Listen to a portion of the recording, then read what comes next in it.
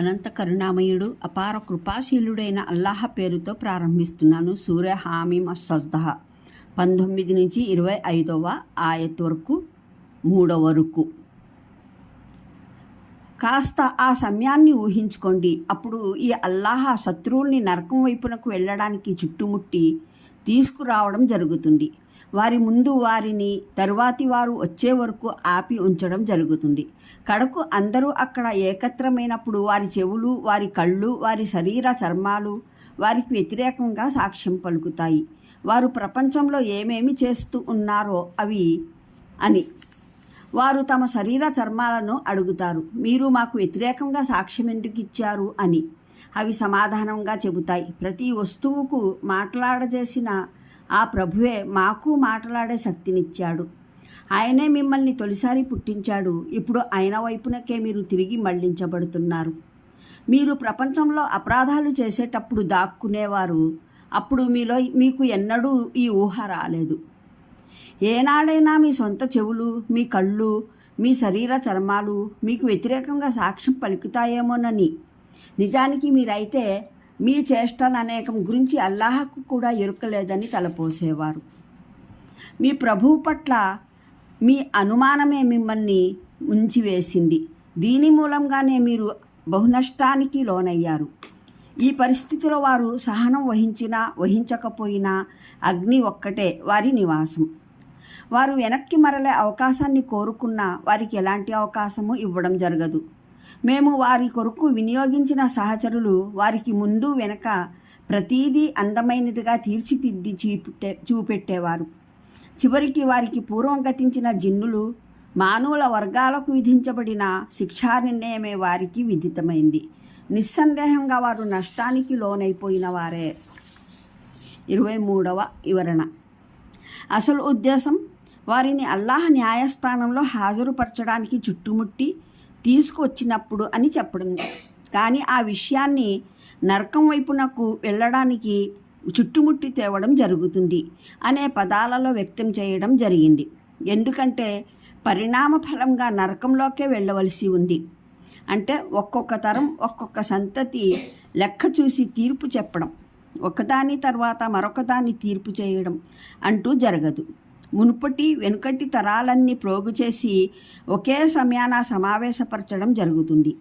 అందరి విచారణ లెక్క ఒకేసారి జరుగుతుంది.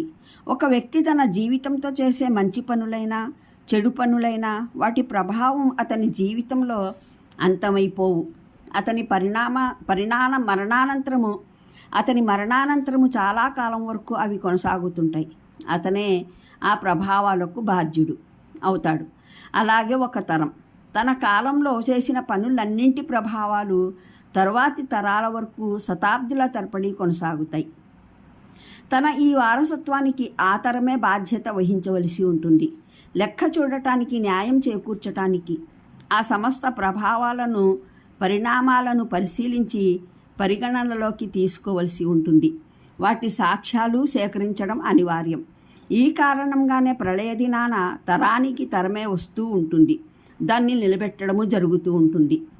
మునుపటి వారు వెనుకటి వారు అంతా సమావేశమైన తర్వాత న్యాయస్థానం కార్యక్రమం ప్రారంభమవుతుంది. ఇంకా వివరణకు చూడండి ఖురాన్ అవగాహనం సంపుటి 3 అల్-ఆరాఫ్ పాదసూచిక 30. హదీసుల్లో దీనికి వివరణ ఉంది. ఒక మొండి అపరాధి తన అపరాధాలను నిరాకరిస్తూనే ఉంటే సకల సాక్ష్యాలను సైతం తిరస్కరించడానికి సమాయత్తమైనప్పుడు అల్లాహ్ ఆదేశంతో అతని శరీర అవయవాలు ఒక్కొక్కటే సాక్ష్యం పలకడం మొదలెడతాయి. తమ చేత ఈ వ్యక్తి ఏ ఏ పనులు చేయించేవాడో వివరిస్తాయి. ఈ విషయం హజరత్ అనస్, హజరత్ అబూ మూసా అషారి, హజరత్ అబూ సయీద్ ఖుద్రీ, హజరత్ ఇబ్ను అబ్బాస్ రజియల్లాహు అన్హుం, మహానీయ ముహమ్మద్ సల్లల్లాహు అలైహి వసల్లం ద్వారా ఉల్లేఖించారు. ముస్లిం, నసాయి, ఇబ్ను జరీర్, ఇబ్ను అబీ హాతిమ్, బజ్జార్ మొదలైన హదీసువేత్తలు ఈ ఉల్లేఖనాలను ఉటంకించారు. మరిన్ని వివరాలకు చూడండి ఖురాన్ అవగాహనం సంపుటి 7 యాసిన్ పాదసూచిక 55. ఈ ఆయత్ ఇటువంటి అనేక ఆయత్లలో ఒకటి. వీటి ద్వారా పరలోక వ్యవస్థ కేవలం ఒక ఆత్మ సంబంధమైన వ్యవస్థ కాదని రుజువవుతుంది. మానవులు అక్కడ మరోసారి ఇప్పుడు వారు ఈ ప్రపంచంలో జీవిస్తున్నట్లే శరీరం ఆత్మలతో పాటు బ్రతికించబడతారు. అంతేకాదు ఇప్పుడు వారు జీవిస్తున్న శరీరమే వారికి ఇవ్వబడుతుంది. ఇహలోకంలో వారి శరీర నిర్మాణంలో మిశ్రమమైన ఈ శరీరాంశాలు అణువణువు ప్రళయ దినాన ప్రోగు చేయబడతాయి. అందరూ తాము ప్రపంచంలో ఏ శరీరాలతో ఉంటూ పనిచేసేవారో ఆ మాజీ శరీరాలతోనే లేపబడతారు. ఇది స్పష్టంగా బోధపడే విషయమే. మానవుడు తన తొలి జీవితంలో ఏదైనా అపరాధం చేస్తూ ప్రయోగించిన అవయవాలైతేనే అక్కడ సాక్ష్యం ఇవ్వగలుగుతాయి.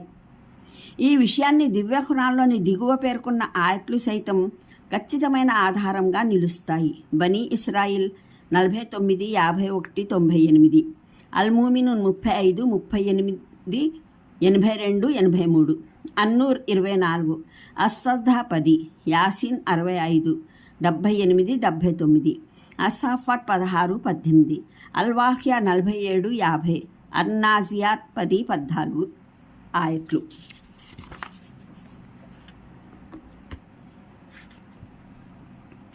దీన్ని బట్టి మానవుని సొంత అవయవాలు మట్టుకే సాక్ష్యం పలుకవు. మనిషి ఏ ఏ వస్తువుల సమక్షంలో పనిచేస్తాడో ఆ వస్తువులన్నీ మాట్లాడటం మొదలెడతాయని తెలుస్తుంది. ఇదే విషయాన్ని అజ్జిల్జాల్ సూరాలోని సెలవీయడం జరిగింది. భూమి తనలోని బరువులన్నింటినీ తీసి బయట పడవేసినప్పుడు దీనికి ఇదంతా ఏమైపోతుంది అంటూ మనిషి చకితుడైనప్పుడు అదిగో ఆ రోజున అది తనకు సంబంధించిన విషయాలన్నీ వివరిస్తుంది. ఎందుకంటే నీ ప్రభు అలా చేయమని దానికి ఆదేశించి ఉంటాడు. అజ్జిల్జాల్ 2:5 ఆయట్లు. హజరత్ హసన్ బస్రీ రహమా ఈ ఆయట్లు వివరణలో చాలా బాగా సెలవిచ్చారు. ప్రతి వ్యక్తి వైఖరి అతను తన ప్రభువును గురించి ఊహించుకున్న అనుమానాన్ని అనుసరించి నిర్ధారణ అవుతుంది. సజ్జనుడైన విశ్వాసి వైఖరి సవ్యంగా ఉంటుంది. ఎందుకంటే అతను తన ప్రభువు విషయంలో సరైన ఊహ కలిగి ఉంటాడు. తిరస్కారి, కపటాచారి, పాపాతరుడు, దౌర్జన్యశీలుడు అయినటువంటి వాని వైఖరి తప్పుగానే ఉంటుంది.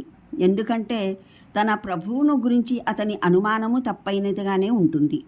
ఇదే విషయాన్ని ప్రవక్త మహనీయులు సల్లల్లాహు అలైహి వసల్లం ఎంతో సమగ్రమైన ఒక క్లుప్తమైన హదీసులో సెలవిచ్చారు. మీ ప్రభువు ఇలా అంటున్నాడు, నా దాసుడు నా గురించి కలిగి ఉన్న అనుమానంతో పాటే నేను ఉంటాను. బుఖారీ, ముస్లిం. దీని భావం ఇలా కూడా కాగలదు, ప్రపంచం వైపునకు మరలదలిస్తే మరలలేరు అన్నది. ఇది కూడా సాధ్యమే. నరకం నుండి బయటపడాలని అనుకుంటే బయటపడలేరు అన్నది. ఇంకా పశ్చాత్తాపం చెంది క్షమాపణ కోరుకోదలిస్తే దానిని స్వీకరించడం జరగదు అన్నది కూడా కావచ్చు. ఇది పరమప్రభు అల్లాహ్ అనుసరించే స్థిరమైన శాశ్వత సాంప్రదాయం.